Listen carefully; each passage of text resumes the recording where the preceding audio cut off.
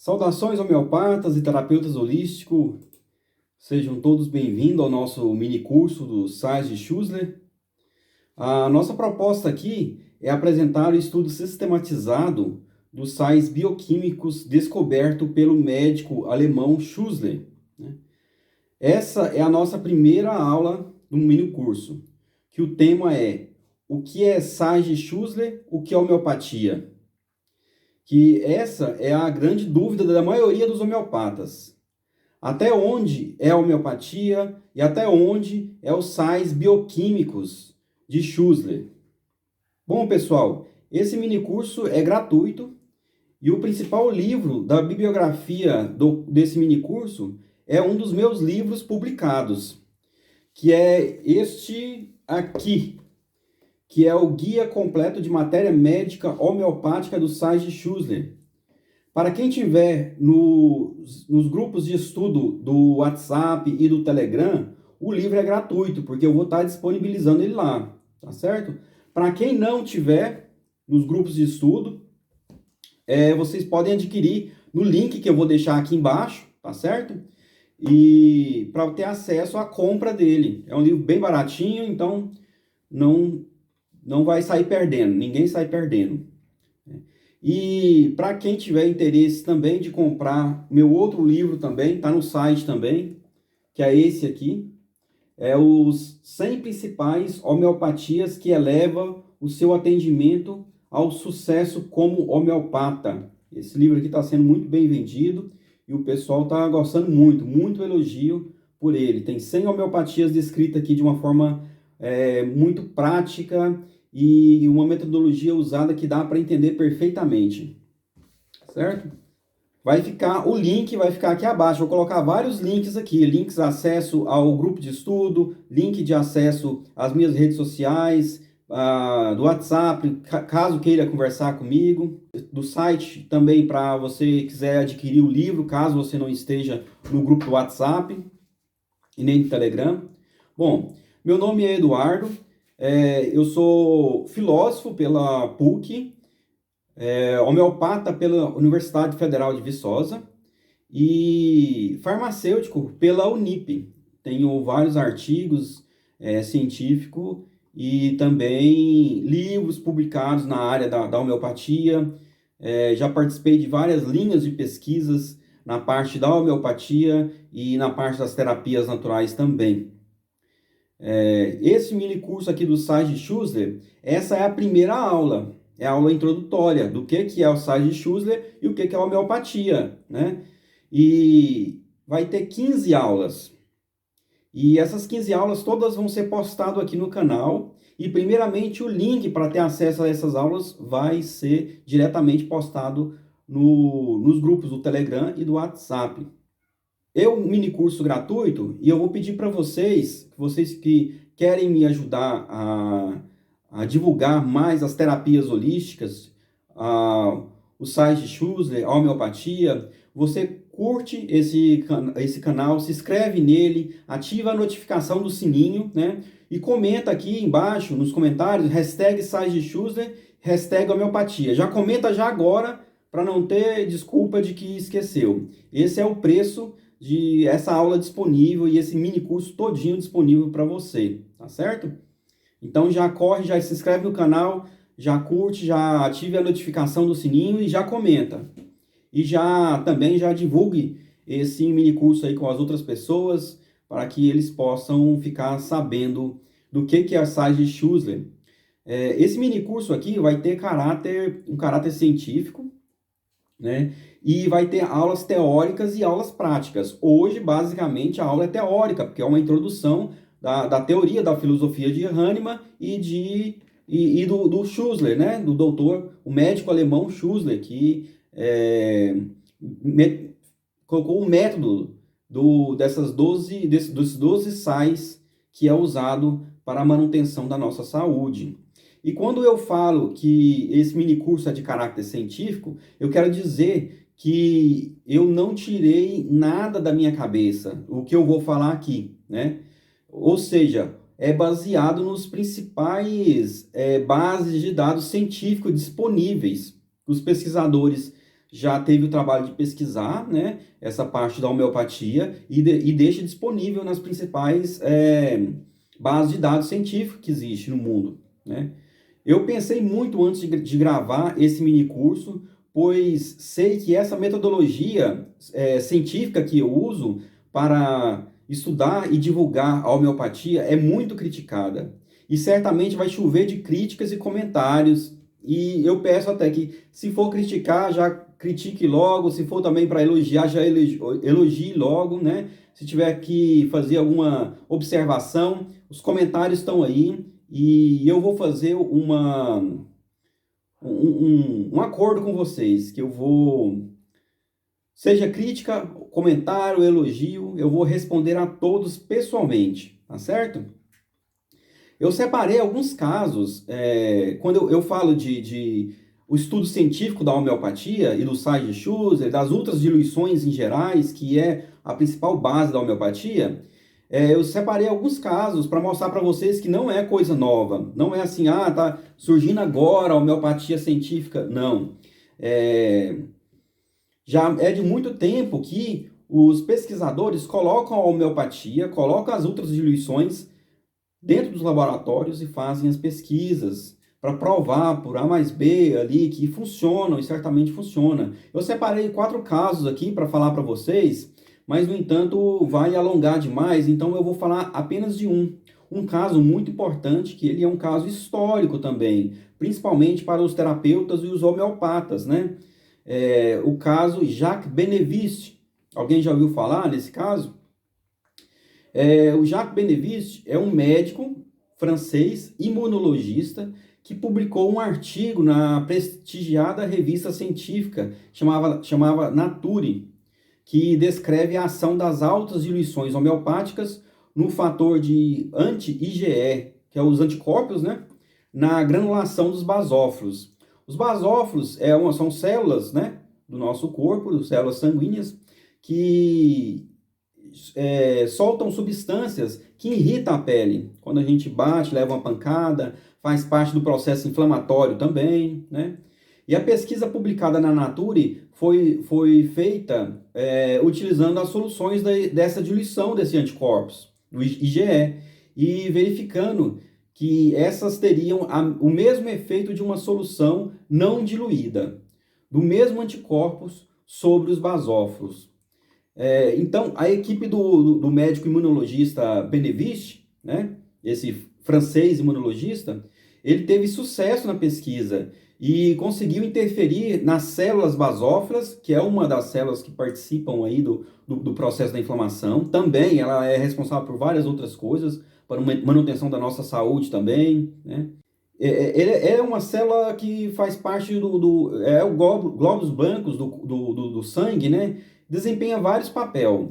Um papel também que eles desempenham é da alta vigilância imunológica, como a detecção e destruição de cânceres quando está na fase inicial, né, do processo de formação do câncer da célula. Também no reparo de feridas, quando a gente fere, dá aquela ferida, dá aquele corte, essas células, elas vão ali para aquela parte ali e impedir que tenha uma hemorragia e também regenerar aquela parte do corpo. É uma célula nossa própria mesmo, nosso organismo, né? Bom, a mesma revista científica, essa Nature, depois da publicação desse artigo, comentou que esse médico e a equipe dele que tinha equivocado, que a história não era bem assim, né? E então o imunologista, esse Jacques Beneviste, com a sua equipe, misteriosamente, nos dias seguintes, perdeu o cargo de pesquisador no laboratório que trabalhava e perdeu também todos os incentivos financeiros. Ele teve que, as próximas pesquisas que ele fez tudo, teve que bancar as pesquisas dele, porque essa publicação que ele fez, falando que a homeopatia funciona, porque o que ele fez? Ele pegou um preparado homeopático, fez a experimentação, vou colocar aqui para vocês enxergar, vou colocar aqui em cima do livro, ó. Vamos supor que aqui é a pesquisa dele. Ele fez um cultivo das células basófilas e outro cultivo. O cultivo A e o cultivo B. O cultivo A, ele tratou com a homeopatia, essas células, tá certo? E o cultivo B, ele tratou com algo que não era homeopatia, era a célula em si, mas sem ser homeopatizada, sem ser ultradiluída. E ele percebeu que as duas tinham resposta satisfatória. Ou seja, a homeopatia funciona. Ele provou por A mais B que a homeopatia funciona. E depois a revista lá montou uma equipe para desmanchar a teoria dele e foi tudo por água abaixo, né? O cara morreu pobre, morreu sem trabalho, coitado, né? É um caso famoso, inclusive, que tem aí no meio das pesquisas de homeopatia. Eu mesmo já iniciei várias pesquisas usando apenas homeopatia em laboratório. A última que eu tive uma infelicidade, porque eu iniciei uma pesquisa no laboratório com controle das ultradiluições, controle da homeopatia, né, no cultivo do fungo, da Candida albicans. Esse fungo que dá candidíase, né, em homens e mulheres também, mais em mulheres, né? Eu cultivei o fungo que provocava a candidíase, né, em placas de Petri, onde umas placas que a gente faz o cultivo de fungos, bactérias, para descobrir. A gente faz os experimentos lá para a gente descobrir novos antifúngicos, novos antibióticos e aí por diante, né? A minha ideia era poder demonstrar cientificamente que nós poderíamos ter o controle do cultivo, desse cultivo do fungo da Candida albicans, usando apenas as ultradiluições homeopáticas. Eu separei 6 homeopatias e fiz o teste. Adivinha o que aconteceu? Adivinha? A pandemia chegou e tudo foi por água abaixo, porque eu não tive mais acesso ao laboratório e realmente não tive acesso mesmo, assim como os outros pesquisadores que pesquisavam antibióticos e antifúngicos também não teve. Nas placas de Petri, onde eu fiz o cultivo, foram várias placas de Petri, foram dezenas de placas de Petri, dezenas de cultivos, porque eu fazia experimentação, uma homeopatia em várias potências, CH6, CH12, e também eu fazia o controle, eu colocava um próprio antifúngico também químico, para fazer o controle também em outra placa de Petri. Então foi dezenas e dezenas de placas de Petri que foram jogadas no lixo, porque as bactérias proliferaram ali, eu não podia entrar e eles tiveram que juntar tudo e jogar fora, lamentavelmente. Bom, isso que eu estou querendo dizer para vocês, que esse mini curso aqui de cunho científico, prático e teórico, isso não é uma novidade. Não é uma novidade. Não estou apresentando uma novidade para vocês. Isso já tem no meio científico há muito tempo. A gente pesquisando nas bases de dados científicos, tem várias bases de dados científicos, né? Uma das mais famosas que tem aqui para nós é a Lilex. Se eu for lá pesquisar na base de dados, colocar lá a palavra homeopatia, eu vou achar 2.717 citações de trabalhos referentes à homeopatia. Outra base de dados famosa também chama PubMed, que é muito usado no meio da medicina. Se eu colocar lá, fazer uma pesquisa lá, de quais são os trabalhos publicados nessa área da medicina, com o tema homeopatia, vai aparecer 6.125 trabalhos feitos, citações feitas da homeopatia. E outra também grande, outra base de dados grande também, muito famosa, da BVS. Se eu colocar lá a descrição homeopatia, vai aparecer 87.550 citações científicas da homeopatia, né? A CAPES é uma base de dados nossa mesmo, ela vai aparecer 702 artigos publicados falando dos trabalhos científicos da homeopatia, ou seja, é muito trabalho científico. Não dá para falar que a homeopatia não é científica. Bom, esse curso aqui, ele não é, a intenção dele não é falar se a homeopatia científica ou se ela não é científica, mas eu estou mostrando as principais bases de dados dos trabalhos científicos que tem, e a gente pode observar que são inúmeros artigos, trabalhos publicados científicos descrevendo a homeopatia como ciência.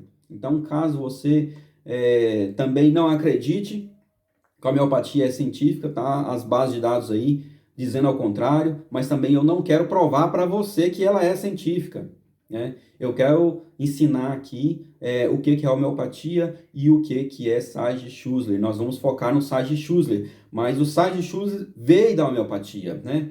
Quem foi o fundador da homeopatia?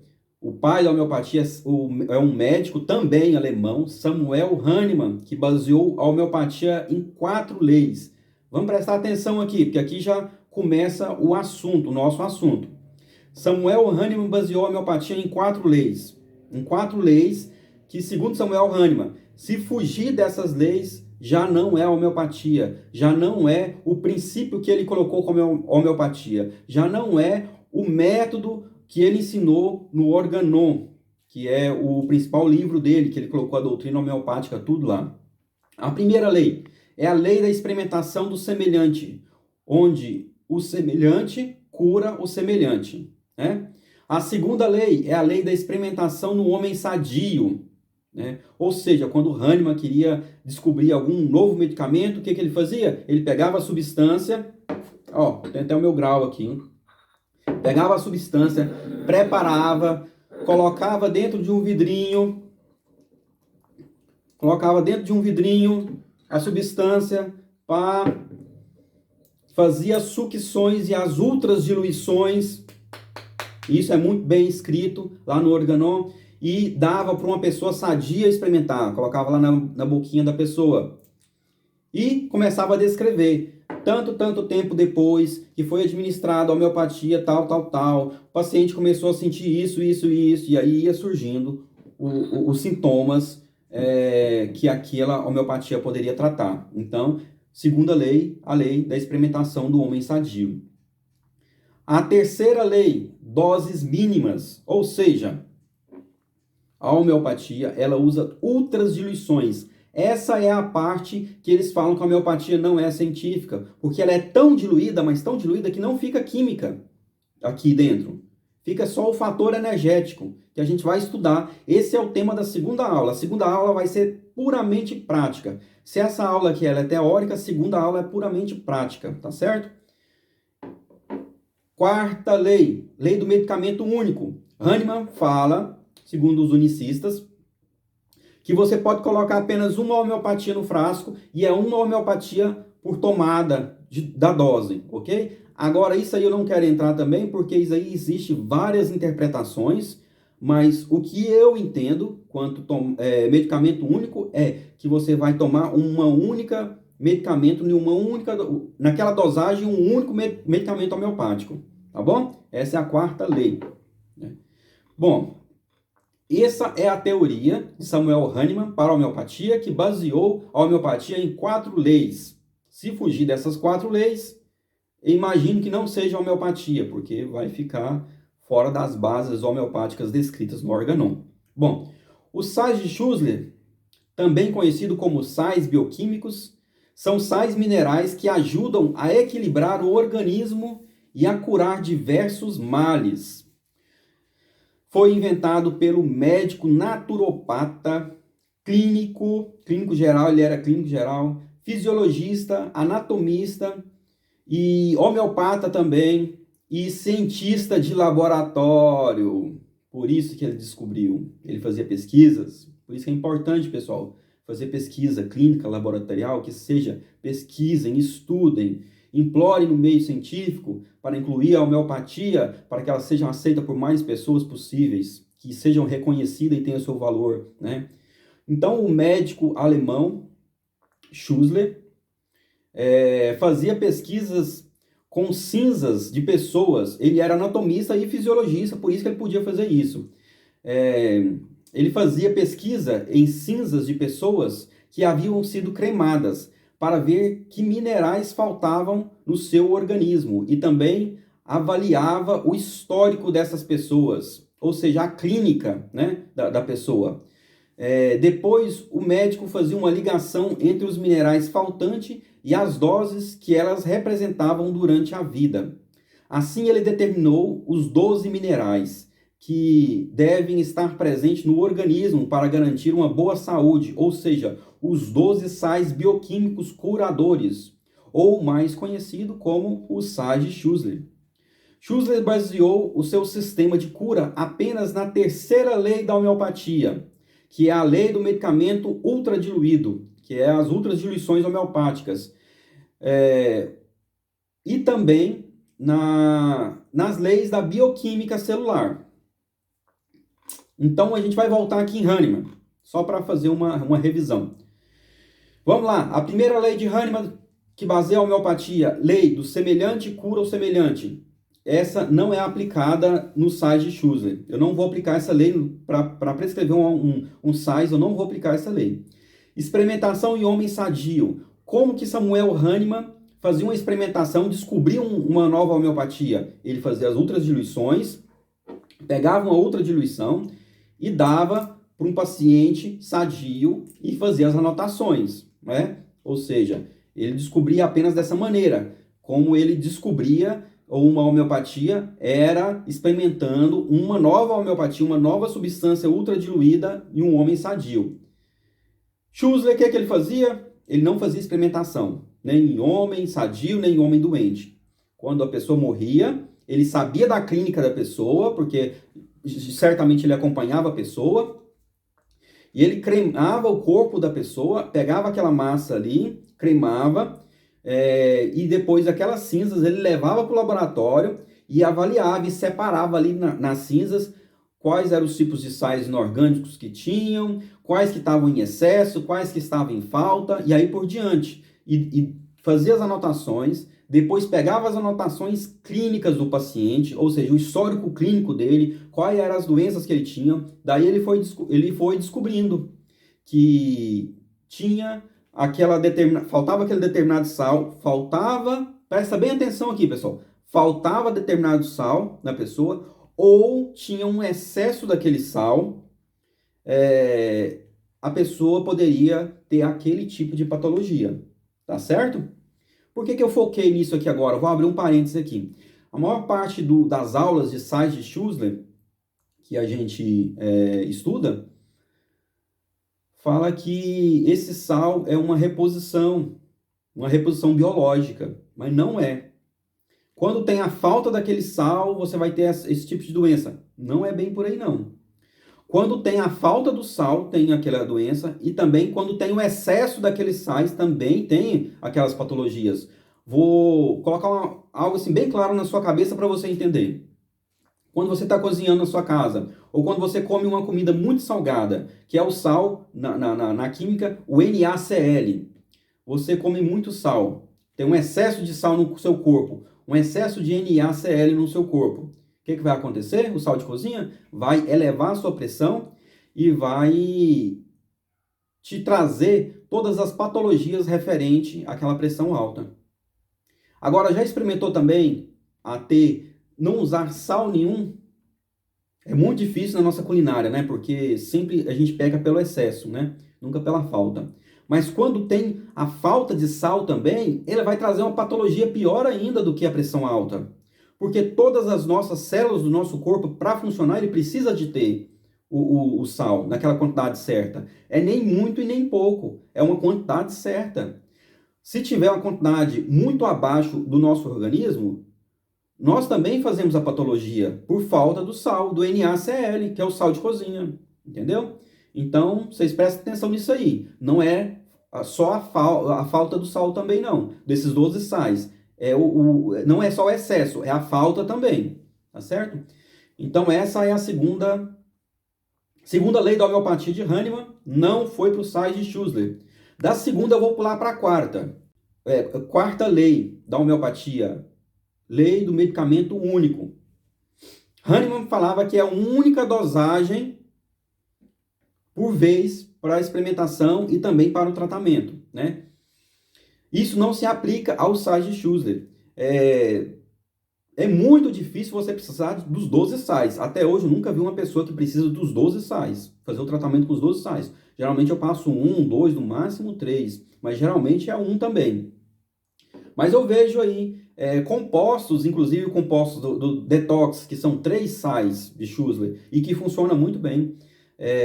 No período da gestação da mulher, ela precisa dos 12 sais, mas geralmente também não é tudo junto sais. Há também quem passe os 12 sais tudo junto. Eu já vi, funciona também. Já vi que funciona, mas não é uma metodologia que eu uso e não é a metodologia que eu indico.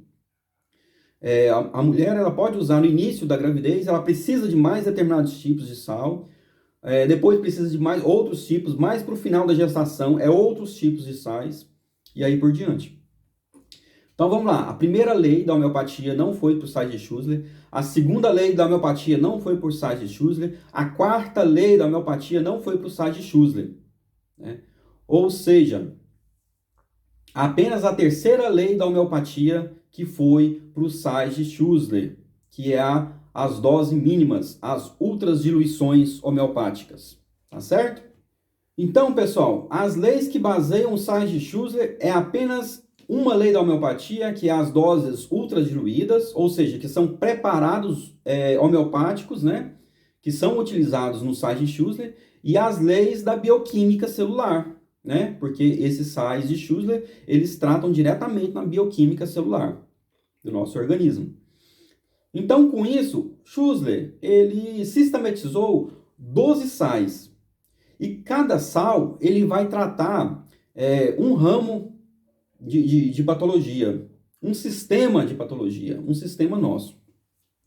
Eu vou falar aqui, assim, por cima, cada sal e aonde que ele trata, mas nós vamos ter uma aula para cada sal. Eu vou ensinar exatamente como diagnosticar e prescrever e fazer indicação de cada sal, tá certo? Tanto na pediatria, quanto para pessoas idosas, para qualquer fase da vida, para situações específicas. Vou ensinar, que também está todo escrito aqui nesse e-book aqui, ó, nesse livro. Vocês podem, quem não receber ele de graça, pode comprar aí no meu site. Vamos lá. Primeiro sal, a calcária fluórica, é o sal da elasticidade, né? O segundo sal é da calcária fosfórica, é o sal dos ossos e dos dentes. O terceiro sal é o sal ferrum fosfóricum, é o sal de primeira linha, que mais tarde vai ter uma aula só para falar nisso. Eu vou te explicar o que é isso, esse sal de primeira linha, o que esse ferrum fosfóricum faz. Kali muriaticum, o sal das mucosas. Kali fosfóricum, o sal dos nervos e da mente. Kali sulfúricum, o sal das inflamações crônicas. Magnésia fosfórica, o sal da dor e da cólica. Natrum muriaticum, o sal do balanço hídrico. Natrum fosfóricum, que é o sal do equilíbrio do ácido básico. Natrum sulfúrico, que é o sal das excreções. A silícia, que é o sal da beleza. E por último, a calcária sulfúrica, que é um sal purificante, que é uma dos sais de Schussler muito usado nos compostos detox, né? Bom, pessoal, nossa aula termina por aqui. Todas as dúvidas, críticas e sugestões, coloquem aqui nos comentários, que eu vou responder pessoalmente a todos, tá certo? Na nossa próxima aula, segunda aula desse nosso mini curso do sais de Schussler, eu vou mostrar para vocês como funciona na prática o dia a dia no laboratório e como é feita a fabricação das ultradiluições homeopáticas e os sais de Schussler. Vou colocar aqui na bancada, vou trazer todo o material do laboratório para cá e vou gravar a aula e vou mostrar para vocês como vai desde o sal, aqui no grau, no pistilo, no grau. Vou preparar para vocês, até mesmo na ultradiluição, até quando chegar lá para o cliente, tá certo? Para vocês não terem nenhuma dúvida sobre a metodologia usada por completa dos sais de Schussler. Um abraço.